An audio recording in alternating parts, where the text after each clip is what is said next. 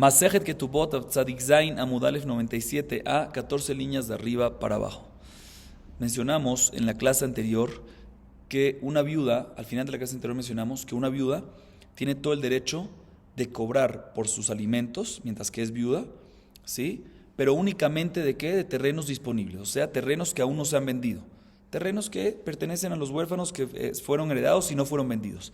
Cuando va a cobrar alimentos, únicamente de terrenos disponibles, pero terrenos ocupados, o sea, terrenos que ya no están disponibles, o sea, terrenos que ya fueron vendidos, no tienen derecho de cobrar de ellos. Y si los compradores, mira, yo necesito cobrar alimentos, entonces dámelo para acá y te lo cobro a ti, no tienen derecho. Alimentos únicamente ¿de qué?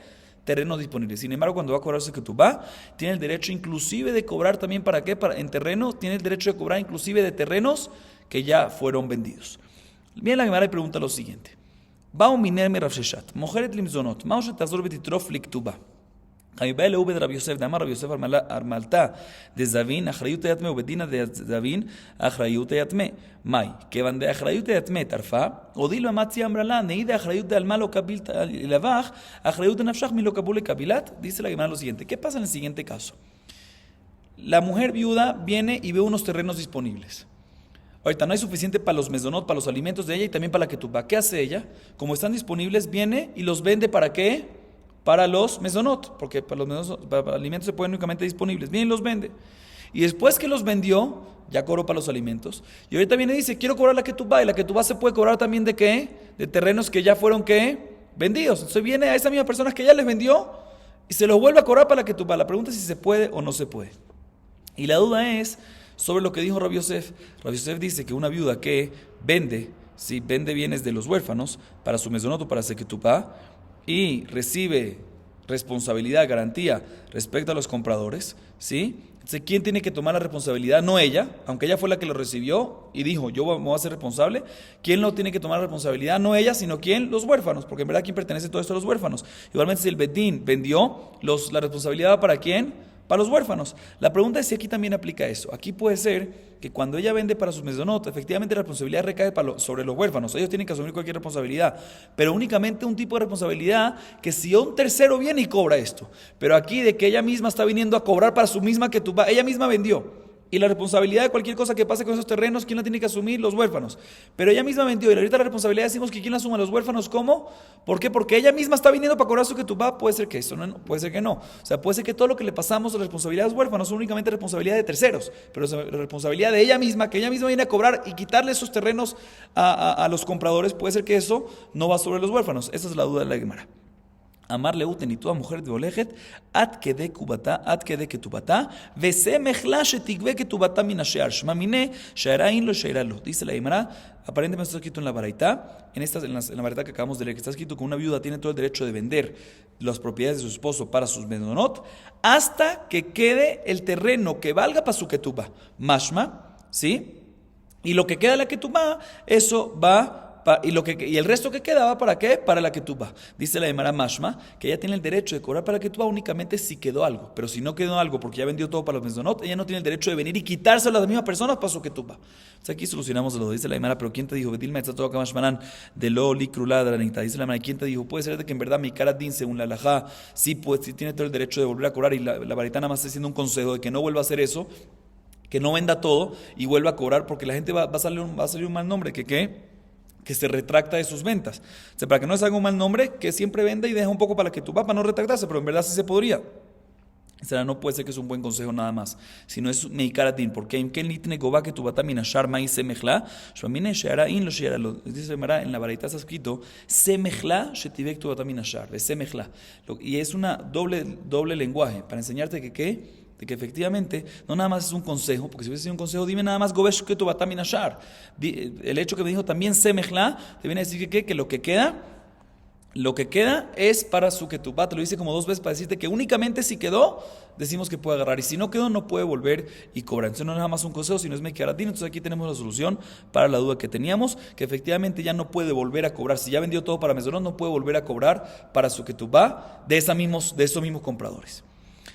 Sigue diciendo la Gemara. Ibaleu, zavin velo itzrijo lezuze. Hadris zevine o lo hadris zevine. Viene la Gemara y tiene la siguiente duda. ¿Sí? Ya que hablamos de una viuda que quiere ahorita volver y cobrar a los mismos compradores, cobrárselo otra vez y retratarse la venta, un estilo de retratarse la venta para cobrar la ketubá, la Gemara trae una pregunta parecida. Dice la Gemara, ¿qué pasa a una persona que vende un terreno porque necesitaba las monedas, necesitaba el dinero, ¿sí? Necesitaba comprar algo urgente. Y al final, cuando le pagaron, no usó las monedas, no necesitó las monedas. La pregunta es si puede decir, ¿sabes qué? Como no usé las monedas, se me retracto de la venta que te hice. O sea, todo lo que él vendió, todo el mundo sabe que él vendió ¿para qué? Porque necesitaba esa moneda urgente. Si al final le dieron las monedas y por X razón no necesitó las monedas más. No necesitó más el efectivo. La pregunta es si se puede retratar de la venta y decir, ¿sabes qué? Devuélveme mi terreno y te devuelvo el dinero, o ya que ya se vendió, no. Dice la Gemara Tashema de Augabrat de Zamin Arale Rapapá, de Itzrihule Susele Misman Toré, le soflo Itzrihule, Hadra Beneale Rapapá le Are. Dice la Gemara, no es una prueba, porque Rapapá le Frim Shoratatinu de Abad. La Gemara trata de una prueba de la siguiente historia. Una persona que le vendió un terreno a Rapapá. ¿Por qué? Porque necesitaba efectivo, necesitaba dinero para comprar unos toros urgente, unos toros necesitaba comprar urgente, ¿sí? Y al final, ¿qué pasó? Al final no necesitaba ese efectivo. ¿Qué hizo Rapapá? Rapapá vino y le devolvió el terreno y le devolvió el dinero, ¿sí? Dice la Gemara, vemos que cuando al final uno no necesita el dinero, tiene todo el derecho de retratar la venta. Dice la Gemara, no, ahí Rapapá se le devolvió porque Rapapá era tzadik, quiso ser extra, quiso ser muy buena gente y por eso se le devolvió, pero puede ser que mi Din no es necesario. Te estoy preguntando mi Din según la halajá si es necesario o no. Entonces no hay prueba. Dice la Gemara, te voy a tratar de traer prueba a otro lugar, Tashema. De Abu Batzorta de Abe Minhardea, Zavnin Hukule Alma le apandayu, le sof atujite, amarle Urra Nachman, Dinau de Adre apande le marayu. Dice la Gemara de la siguiente historia, una historia que hubo años de hambruna en Neardea, ¿sí? O sea, faltó mucho trigo, ¿sí? ¿Y qué pasó si falta trigo? El trigo que hay, ¿qué pasa con el trigo que hay si falta trigo? Sube el costo, sube el valor, ¿sí? ¿Qué pasó? Dice la Gemara, la gente tuvo que vender sus casas para comprar el trigo que había en el mercado, de tan caro que era. Entonces la gente tuvo que vender sus palacios para comprar el trigo que había en el mercado. Y al final, ¿qué pasó? La gente vendió. Y antes de empezar a comprar los trigos caros, ¿qué pasó? De repente llegó un cargamento lleno de trigo. Y automáticamente, ¿qué pasó? El trigo, en vez de valer 100, ya ahorita valía el precio regular de 1. ¿Sí? Entonces las personas que vendían sus palacios decían, ya me quiero retratar de mi venta, ya no necesito el dinero. Sí, porque fue antes de que lo usaron el dinero. Fueron de Rav Nachman y Rav Nachman dijo, Meforash, la halajá es que los palacios pueden volver las casas pueden volver a su dueño original. O sea, pueden retratarse de la venta. Dice la Gemara, vemos aquí que uno puede retratarse de la venta. Dice la Gemara, no es una prueba, porque Atamnami, Zevini betautavu, de Iglaemilta de Arba veicule ave kaima. Escuchen bien esto, dice la Gemara, no es prueba. ¿Por qué no es prueba? Porque ahí estamos hablando en un caso de que al final nos dimos cuenta que toda la venta que hubo, desde el principio, fue una venta equívoca. Porque en el momento que hicieron la venta del palacio al principio, ya estaba el barco con el cargamento en camino a la ciudad llevando las cosas. O sea que en el momento que se hizo la venta, ¿qué pasó en el momento que se hizo la venta? Ya sabía, no se sabía, pero ya en el momento que se hizo la venta ya estaba en camino ¿qué? El trigo. Si ya estaba en camino el trigo, toda la venta fue hecha porque no había trigo, pero ya estaba viniendo el trigo. Entonces, en el momento de la venta, no nada más después se dieron cuenta de que pasó algo después, un fenómeno nuevo. En el momento de la venta, ya era una venta de que ya había una solución, porque ya estaba el barco en camino. Por lo tanto, por eso decimos de que no sirve. Pero nuestra pregunta es en un caso que ¿qué? Nuestra duda es, en un caso que en el momento de la venta no hay nada todavía, no hay ningún problema. En el momento de la venta hay problema, o sea, lo vendió porque hay necesidad, no que hay problema, sino en el momento de la venta hay necesidad, y después de la venta se solucionó la necesidad. Esa es la duda, si en ese caso se pueden retratar o no. Y toda la última varita que dijimos que se pueden retratar es porque nos dimos cuenta que en el momento de la venta ya no había necesidad, y ellos no sabían, pero en el momento de la venta ya el barco estaba en camino, entonces ya no había necesidad. Dice la Gemara, Guiaje, Ainu de amarle Rami Bar Shemuel Rav Nachman, אם כן, נמצאת המכשירן להטיל לבוא ואמר אתו כל ימה בצורתה שכיחה, אמר אין בצורתה בנהרדה משכח שכיחה. Dice la Gemara, ahorita que me dijiste esto, entiendo perfectamente lo que le dijo Rami Bar Shemuel a Rav Nachman, porque está escrito que cuando escuchó esa historia, él dijo que si vamos a permitir que se anulen, en esta historia anterior, que se anule la venta, se va a causar un problema en un futuro. ¿Por qué? Porque nadie va a querer vender sus terrenos, porque los compradores van a decir que al final el vendedor va a anular la venta porque hubo un problema. Le dice, no tengo ningún problema que haya un futuro, algo así. ¿Por qué? Porque no es tan común que pase una hambruna, que fue la historia que pasó aquí. Entonces no tengo ese problema que a futuro tengamos problemas. Dice la Gemara, ¿Por qué? Porque una hambruna no es común, ¿sí? Y le respondió Rami Bar Jamá, sí señor, una hambruna en Neardea sí es común, ¿sí? Sí es común, y por lo tanto, después de tu alajá, eso va a causar en un futuro problemas. Entonces sigo en mi argumento que te dijo antes. De todas maneras, de estas palabras de Rami Bar Yehezkel, vemos como la explicación de antes, que los trigos venían de un lugar lejano, y en el momento de la venta, ¿sí? ¿Qué fue lo que pasó? Uno vendieron sus palacios, sus casas, y de inmediato después, un poco tiempo después, ya se dieron cuenta de que llegó el barco. Entonces yo tengo dos maneras como entender. Tengo manera como entender de que el barco vino de un lugar cerca, y si vino de un lugar cerca, puede ser que en el momento de la venta no había salido todavía el barco.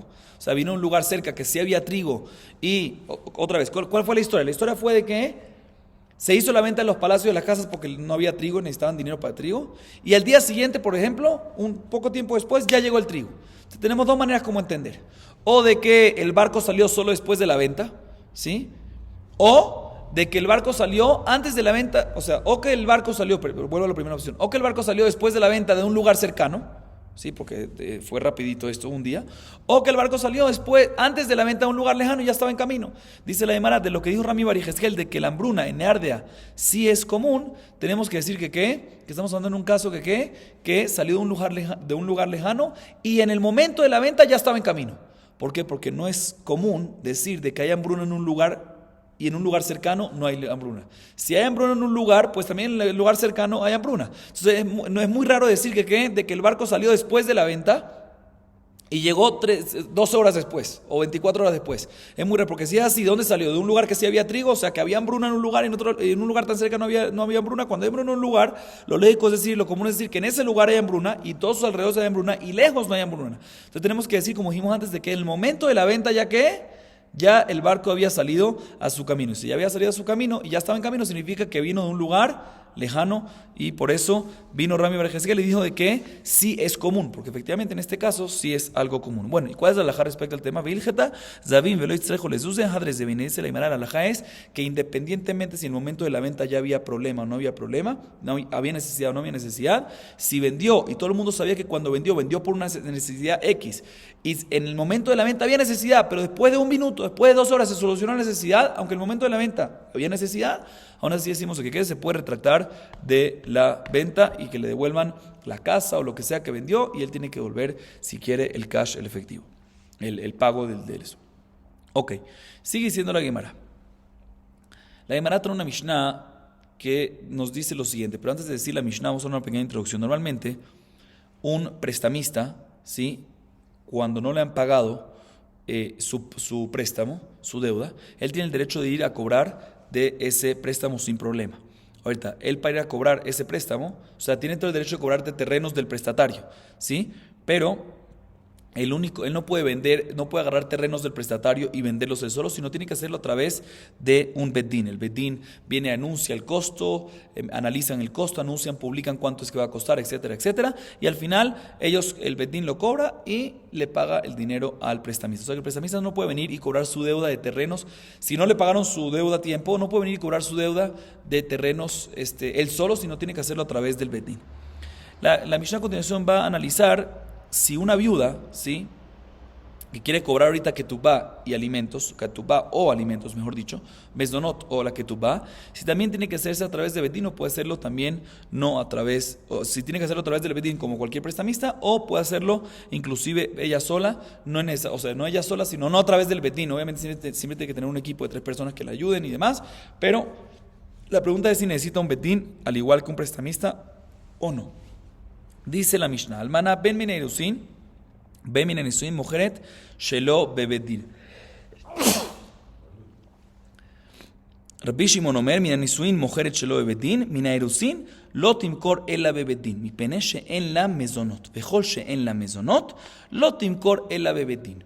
Dice la Mishnah lo siguiente, una viuda que se enviudó mientras que estaba comprometida, o sea que nunca se casó, de tal manera que lo único que tiene que para cobrar, ¿qué es? Ketubá. Pero mesonot tiene o no tiene, no hay mesonot, no hay alimentos. Alimentos es únicamente una mujer que ya estaba, ¿qué?, casada. Aquí es una viuda que nunca se casó en matrimonio, nunca hubo matrimonio, sino nada más kitushin, irusin. Estaba nada más comprometida, ¿sí? Que ella en ese caso cobra únicamente, ¿qué? Ketubá. Dice la Mishnah, una viuda de compromiso o una viuda de matrimonio, o sea, de casada, que ahí cobra también que alimentos, tiene todo el derecho, según la primera opinión, de vender propiedades de su esposo, el difunto, sin que sea a través de un betín. O sea, ya sea que va a cobrar que tú va, nada más de comprometida, o inclusive mesdonot, en ambos casos decimos de que no es necesario que lo haga a través de qué, de un betín. Así opina Tanakama. Sin embargo, Rabbi Shimon viene y dice, no señor. Si era una viuda ya de casada, o sea que se había casado, matrimonio, kiddushin, nisuin, y ahí enviudó, ahí es que puede hacerlo no enfrente de un betín, puede cobrar no enfrente de un betín. Pero cuando es viuda de comprometida, ¿sí? Que lo único que cobra es que tú va, ahí no puede cobrar sino únicamente con el betín, ¿sí? ¿Por qué? Porque una mujer comprometida, dice el Shimon explica, porque una mujer que está comprometida no tiene mesonot, y cualquier mujer que no tiene mesonot no puede cobrar su ketubá, sino únicamente el betín. O sea, según Rabbi Shimon, todo lo que puede cobrar la mujer es únicamente para su ketubá. Todo lo que puede cobrar una viuda es únicamente el mesonot, no enfrente de betín. Pero cuando va a cobrar su ketubá, tiene que ser ¿qué? Enfrente del betín. Es mahloket. Sí, entonces repito, Tanakama, la primera opinión, opina que una viuda, ya sea de compromiso, ya sea de matrimonio, ¿sí? En ambas ella puede cobrar su alimento, su ketubá, que no sea a través de un betín. El Shimon dice, estoy de acuerdo contigo únicamente cuando es una viuda de casada, de matrimonio. Pero una viuda de compromiso, en ese caso decimos que ¿qué? Ahí únicamente puede hacerlo a través del betín, porque nada más cobra la ketubá y no cobra el alimento. Y vamos a ver la Gemara va a explicar un poquito más eso. Dice la Gemara, Bishla mamine soy mishumezoné. El amina erusin maitama. Dice la Gemara, en la primera opinión, Tanakama, que Tanakama opina que una viuda, ya sea del erusin, o sea, ya sea del compromiso, una viuda que estaba comprometida, una viuda que estaba casada, en ambos casos ya tiene el derecho de ¿qué? De vender los bienes de su esposo, el difunto, para cobrar lo que le pertenece, no enfrente de un bendí. Dice la Gemara, no entiendo. Entiendo en el caso de que una mujer viuda casada, o sea, que estaba casada y enviudó, que le decimos que puede venir y cobrar no enfrente de un bendín. ¿Por qué? Porque en ese caso ya tiene el derecho de cobrar también ¿qué? Los mesonot, los alimentos. Y no es correcto que lo haga a través de un bendín, porque si lo hace a través de un bendín es todo un protocolo, todo un proceso, toda una burocracia, tarda mucho tiempo, y mientras ¿qué es lo que va a comer mientras? No va a poder comer mientras. Entonces entiendo que en el caso de que es una viuda de matrimonio que tiene el derecho de cobrar por alimentos, de que ahí decimos que ¿qué? De que puede cobrarlo de inmediato y no hace falta que pase por bendín.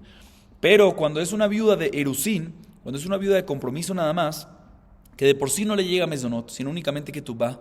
¿Por qué opina la primera opinión de que no debe hacerlo? ¿Por qué opina la primera opinión que lo puede hacer inclusive sin betín? Debería hacerlo con betín, igual que cualquier otro préstamo, cualquier otra que tú va. Mesonot no hay de otra, pero que tú va, ¿por qué no? Amar Ulá, dice Ulá, mishumjina. Otra explicación, Rabbi Yohanan Amar, dos explicaciones dice la Gemara. Una dice que es por gen. ¿Qué es por gen? Porque Jajamim querían que las mujeres siempre busquen casarse. Jajamim querían que las mujeres siempre busquen casarse. Y por lo tanto, si yo vengo y te digo que para cobrar la ketubá de compromiso, para cobrar la ketubá de una mujer comprometida, para cobrar la ketubá de una mujer viuda de compromiso, tiene que pasar por un protocolo de bedín y burocracia, va a tardar mucho, las mujeres no van a tener interés de comprometerse y casarse y demás. Por lo tanto, decimos que también en el caso de comprometida, que no hay mesonot, sino nada más hay que tumba, no hace falta pasar por todo el protocolo y todo el proceso y toda la burocracia de betín, sino pueden hacerlo directamente para que las mujeres tengan gen en casarse. Así es la primera opinión de Ula.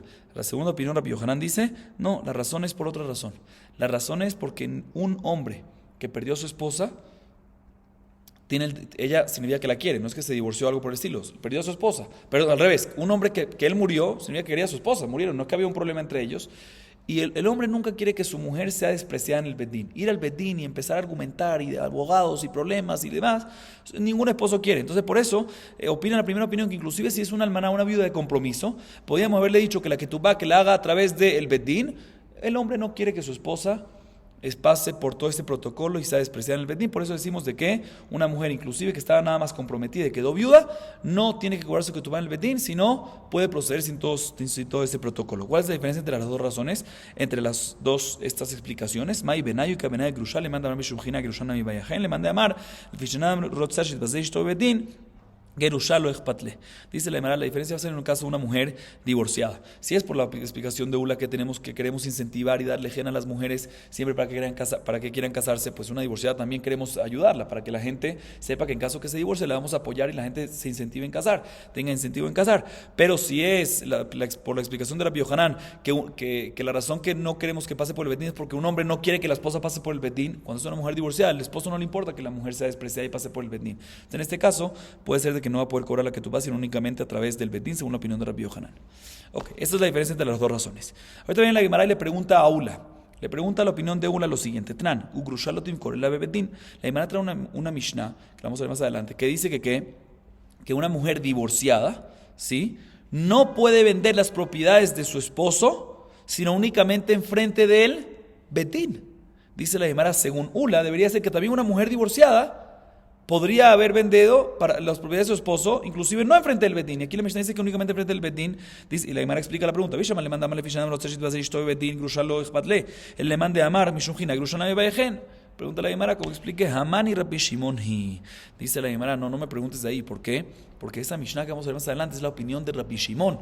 Que Rabbi Shimon, nuestra Mishnah, que opina que una mujer viuda de compromiso tiene que vender enfrente del betín para recibir su ketubá. Entonces la Mishnah pregunta, ¿por qué? Todo lo que dijo Ula, que por Mishum Hiná, que para incentivar a las mujeres para que tengan gen, para casarse y demás, ¿sí? Le permitimos que no pase por el betín, es únicamente en opinión de quién, de Tanakama. Pero Rabbi Shimon en la Mishnah que mencionamos ahorita opina que siempre tiene que pasar, porque una mujer no siempre, que una mujer que está comprometida sí tiene que pasar por betín. Significa que también Ula está de acuerdo con una opinión de Rabbi Shimon, una grusha, una mujer divorciada tiene que pasar por betín. No aplica esa explicación, dice la Gemara en la Mishnah que vamos a ver más adelante, que dice que una mujer divorciada tiene que pasar únicamente frente del betín. Es una pregunta en contra Ula, no es una pregunta. ¿Por qué? Porque puede ser que esa parte, no puede ser, porque esa Mishnah es la opinión de Rabbi Shimon. Dice la Gemara y Rabbi Shimon Natan le reisha mina irusin lo timkor bejule. Dice, pero si es Rabbi Shimon, ya Rabbi Shimon mencionó en la primera, porque si la segunda parte, tú me dices que la próxima Mishnah que acabamos de mencionar, que una mujer divorciada no puede vender sino únicamente de betín, es Rabbi Shimon. Sí es Rabbi Shimon, pero ya Rabbi Shimon lo mencionó al principio, que una mujer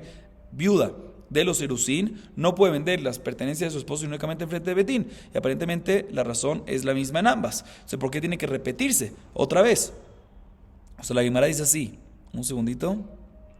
El hecho que Rabbi Shimon ya nos enseñó en la Mishnah que mencionamos antes, ¿sí?, en la Mishnah que ya estudiamos, que la ketubá se tiene que cobrar enfrente del betín. Entonces, ¿por qué tiene que mencionar en la próxima Mishnah, la del caso de la divorciada, que tiene que cobrar, que cuando cobra su ketubá y no sus mesonot, tiene que ser enfrente del betín? Obviamente, ambos, si tú me dices, si tú, Rabbi Shimon, opinas que la ketubá siempre hay que cobrarla enfrente del betín, eso significa que una ketubá, una mujer viuda de compromiso, que lo único que cobra es ketubá, o una mujer divorciada, que lo único que cobra también, ¿qué es? Ketubá, obviamente siempre es a través del betín. Entonces no es necesario esa segunda Mishnah. Entonces esa segunda Mishnah aparentemente va según la opinión de Tanakama. Y si es según la opinión de Tanakama, vuelve a la pregunta, en contra Ula, dice la Gemara, no.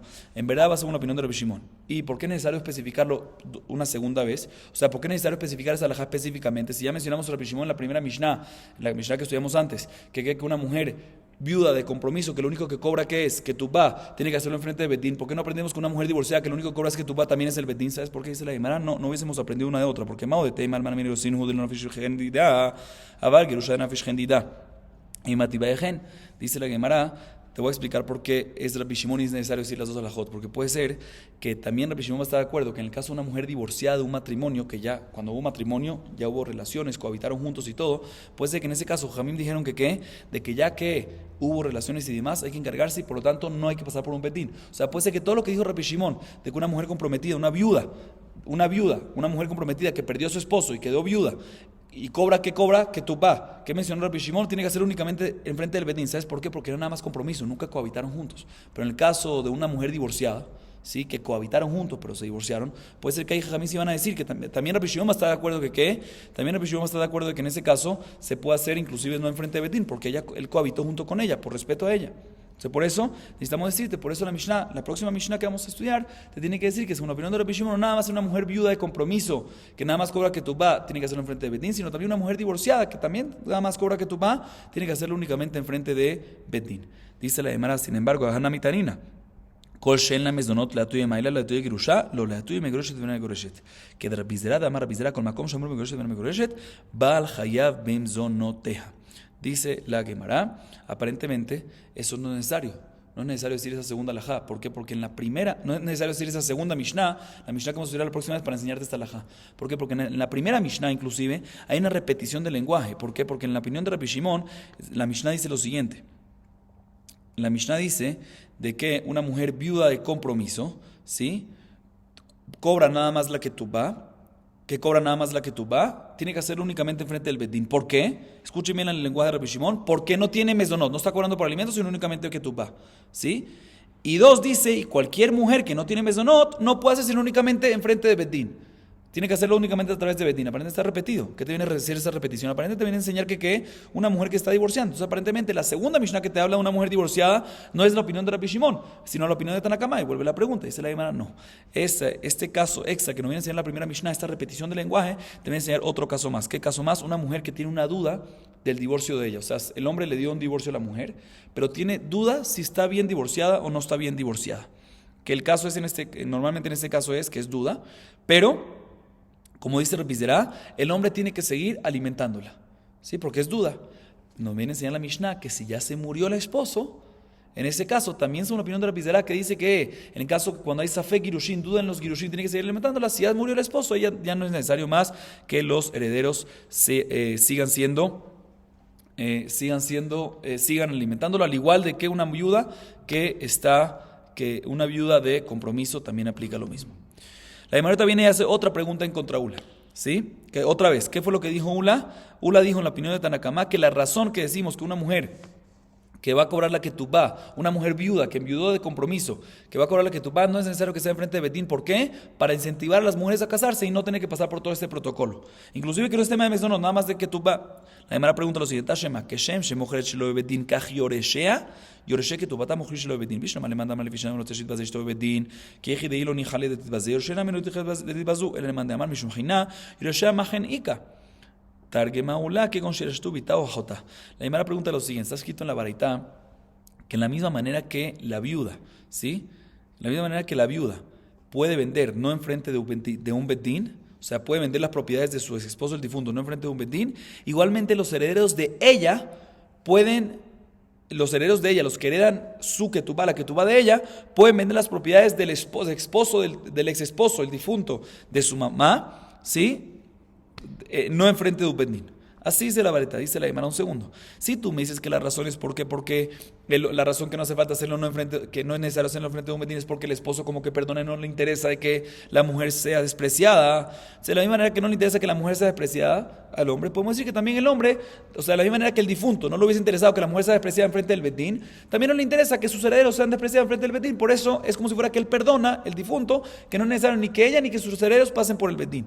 Pero dice la Gemara, si tú me dices que la razón es por gen, para incentivar a las mujeres a casarse, entonces dice la Gemara, entiendo que a ella no la hagas pasar por el conducto regular del bedín. ¿Por qué? Para que ella para que no tenga esa presión y no se desprecie e incentivamos de esa manera a la mujer a casarse. Pero ¿por qué te importa que los herederos sí pasen por el conducto regular? ¿Por qué los herederos no pasan por el conducto regular? Dice la Gemara, te voy a explicar, estamos hablando aquí en un caso que los herederos de ella son mujeres. Por ejemplo, no tiene hijos. Si no tiene hijos, o tiene, por ejemplo, tiene una hija, o tiene nada más hijas, o no tiene ni hijos ni hijas, tiene una hermana, entonces ¿quién la va a heredar a ella? Únicamente mujeres. Entonces, en este caso también hay tema de gen. Para incentivar a esa misma mujer a casarse, decimos que todo lo que tiene que ver con mujeres no tiene que pasar por bedín, y así la incentivamos a ella, incentivamos a las mujeres en casarse. Entonces, hermana, también según la opinión de Ula, que es Mishum Hainá, que es por gen, para incentivar a las mujeres a casarse, también se entiende por qué los herederos de ella, en caso que son mujeres, no tienen que pasar por el conducto regular del bedín. Vamos a acabar aquí para hoy. Baruch Adonai Leolam. Amén ve amén.